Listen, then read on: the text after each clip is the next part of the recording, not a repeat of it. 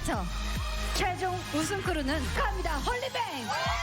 스트릿 우먼 파이터가 종영한 지 일주일이 지났습니다. 많은 이슈와 스타, 신드롬을 낳은 이 방송은 2021년 방송가 최고의 화제작 중 하나입니다. 자, 그렇다면 질문입니다. 스트릿 우먼 파이터의 성공에 가장 크게 기여한 출연자는 누구일까요? 노제, 아이키, 허니제이, 분명 그들이 방송을 통해 스타가 되었습니다만 저는 방송의 성공에 빼놓을 수 없는 역할을 한 출연자 중 하나가 이채연이라고 생각합니다. 아이러니하게 들리시나요? 먼저 방송을 통해서 이채연은 무엇을 얻었을까요? 이런 질문은 사실 불필요한 질문입니다. 이채연은 댄서들과 완전히 처지가 다르기 때문입니다. 이채연은 이미 여러 오디션 방송에 출연해서 인지도가 있었고 앨범 수십만 장을 팔던 여자 아이돌 아이즈원의 멤버로 데뷔했었던 입장이죠. 방송 전까지 무명이던 댄서들과 달리 이미 충분히 이미지가 노출이 돼 있던 이채연이 또다시 서바이벌 방송에 나와서 무언가를 얻어간다는 건 쉽지 않죠. 그런 관점에서 본다면 이채연이 방송에서 무엇을 얻었냐보다 수우파란 방송이 이채연을 통해서 무엇을 얻었는지 를 보는 것이 맞습니다. 지금이야 방송이 성공을 거뒀지만 기획 단계에서는 사람들이 아무도 모르는 여자 댄서들이 나오는 방송이었으니까요. 이채연이 댄서들과 경쟁한다는 사실 하나로도 화제성이 만들어졌고 아이즈원 팬들의 관심도 끌 수 있었겠죠. 이채연이 참여했기 때문에 원트가 주목을 받은 면이 있고 원트가 받은 주목이 다른 팀들에게도 돌아가는 선순환이 있었던 것입니다. 실제로 맨 처음에 공개된 글로벌 평가 무대 조회수는 원트가 가장 높았지만 이후 다른 팀들 영상 조회수도 높아지면서 상향 평준화 되었죠. 하지만 스트릿 우먼 파이터가 이채연을 통해 얻어간 부분, 이채연이 자이든 타이든 방송에 기여하게 된 더 큰 부분은 좀 더 근본적인 부분에 있습니다. 댄서들을 수면 위로 올리는 방송에서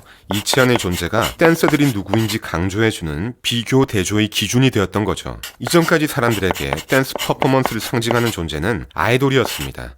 사람들이 퍼포먼스를 접할 기회는 아이돌 음악 방송이나 거울 안무 퍼포먼스 영상, 직캠 영상이 전부였죠. 아이돌은 댄스 분야의 스페셜리스트였습니다. K-팝의 정체성이자 경쟁력은 퍼포먼스 자체였고 K-팝 팬들에게 자부심을 줬습니다. 그런데 스트릿 우먼 파이터를 통해 그늘에 있던 댄서들이 주인공으로 나왔죠. 그들은 전문 댄서답게 아이돌보다 강력한 퍼포먼스와 다양한 댄스 장르, 날 것 그대로의 투쟁심을 보여줬습니다. 바로 이 대목이 스트릿 우먼 파이터의 성공 요인 중 하나입니다. 소수의 애호가들만이 스트릿 댄스 씬이나 코레오그라피 씬을 알고 있었고 찾아보던 상황이었습니다. 하지만 한국 최고의 음악 방송에서 수많은 사람이 지켜보는 가운데 이전까지 소비되던 퍼포먼스의 기준이 파괴되고 다시 정의된 거죠. 방송에 출연한 댄서들도 방송을 보는 시청자들도 왜 아이돌이 댄서들 방송에 나왔는가 라고들 했습니다. 하지만 스트릿 우먼 파이터는 반드시 아이돌이 출연을 했어야 했고 그렇기 때문에 이만큼 성공한 방송이죠. 댄서들이 아이돌과 어떻게 다르고 얼마나 춤을 더 잘 추는지 보여주기 위해서입니다.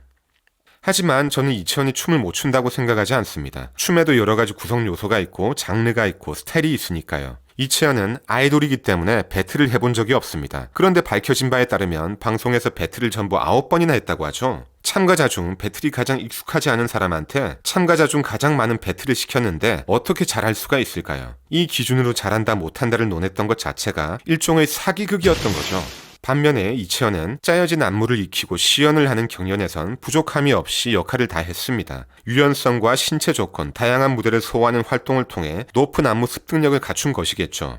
어시 계급 선발전을 봐도 바디 밸런스가 필요한 동작을 실수한 댄서들이 여러 명 나오지만 이채연은 한 번도 틀리지 않고 깔끔하게 소화를 했습니다. 배틀 역시 대결을 거듭할수록 발전하는 모습, 멘탈적으로 대담해지는 모습이 나왔고요.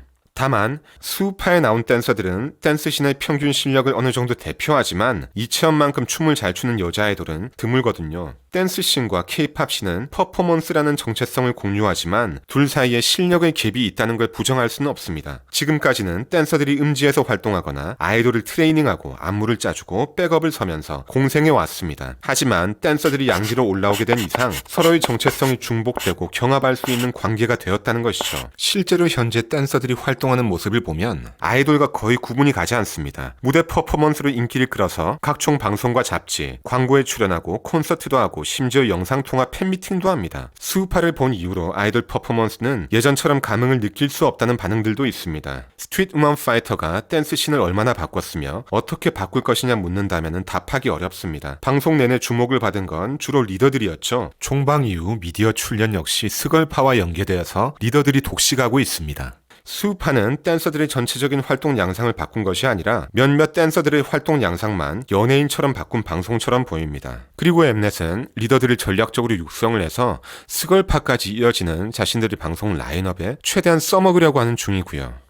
댄서는 가수처럼 자기 노래로 꾸준히 미디어에 나올 수 있는 직업이 아니라서 이 인기가 얼마나 갈지도 낙관하기 힘듭니다. 그럼에도 어떤 수준의 근본적인 변화를 찾자면은 인식적인 수준의 변화와 연쇄 작용이겠죠. 댄서들이 단순한 백업이나 춤 선생이 아니라 퍼포먼스의 전문가란 인식이 형성되었습니다. 스맨파, 수우파 시즌2 등 시즌제로 이어진다면은 댄서들이 계속해서 노출이 될 것이고요. 이 말은 곧 아이돌의 전문성에 대한 인식은 약화될 수 있다는 뜻입니다.